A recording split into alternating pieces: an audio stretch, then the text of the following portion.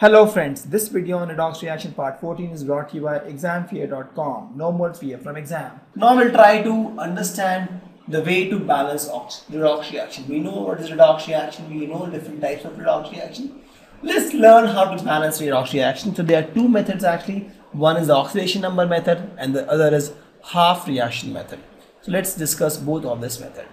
Oxidation number method. The first step is to write the formula of reaction and product.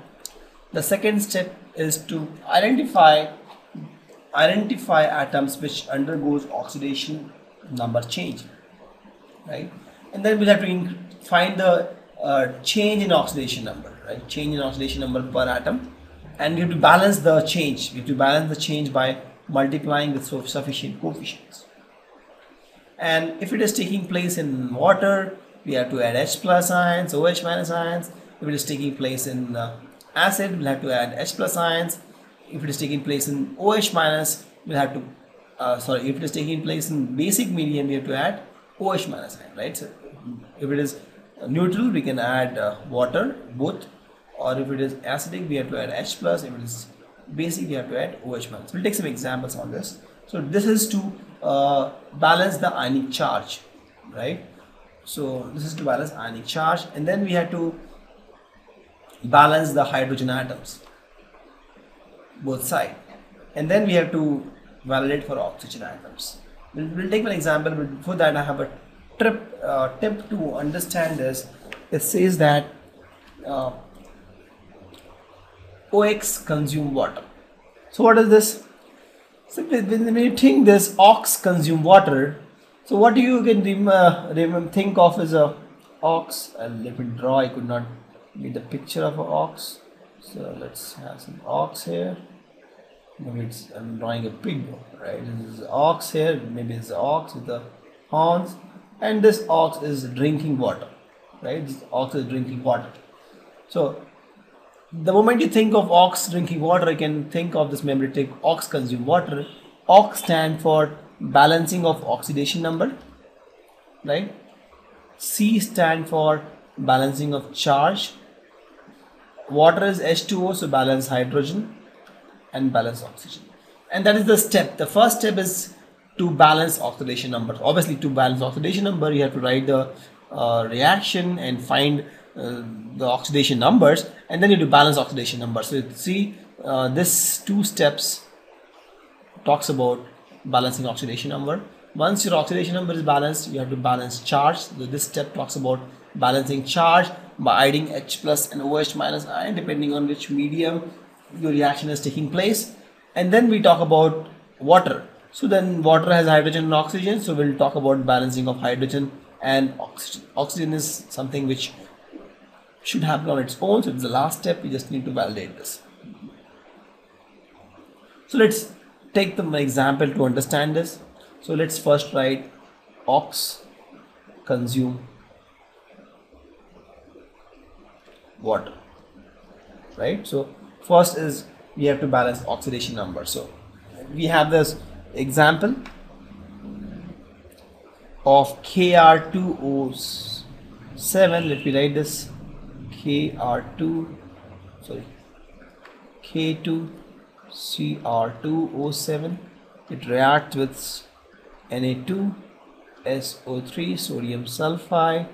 In the acidic solution, please note it's acidic solution, to give chromium with 3 plus and sulfate ion SO4 2 minus. This is the reaction.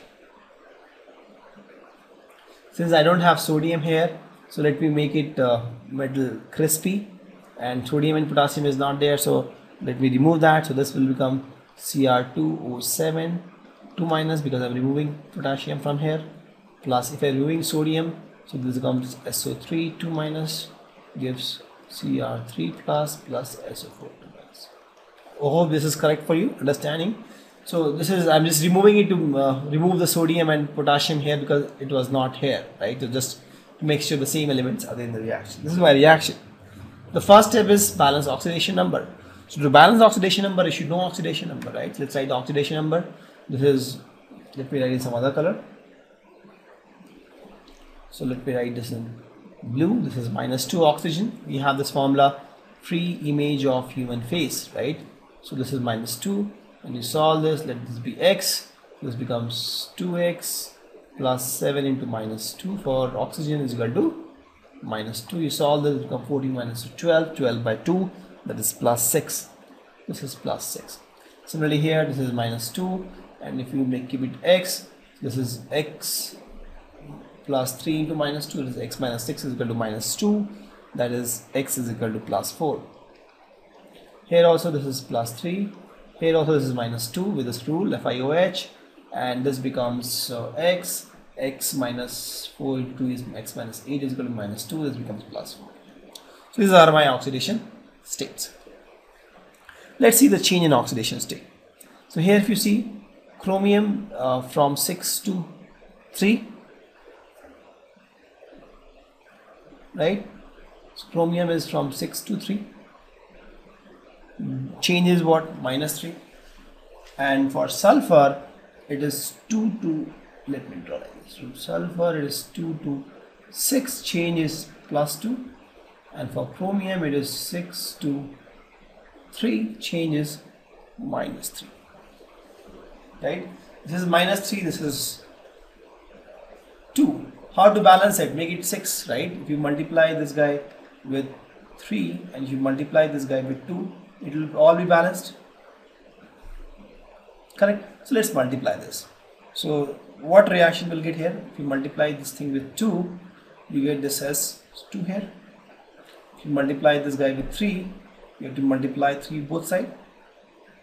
Here I multiplied only one side because anyway I had Cr2 here, right? So chromium is balanced.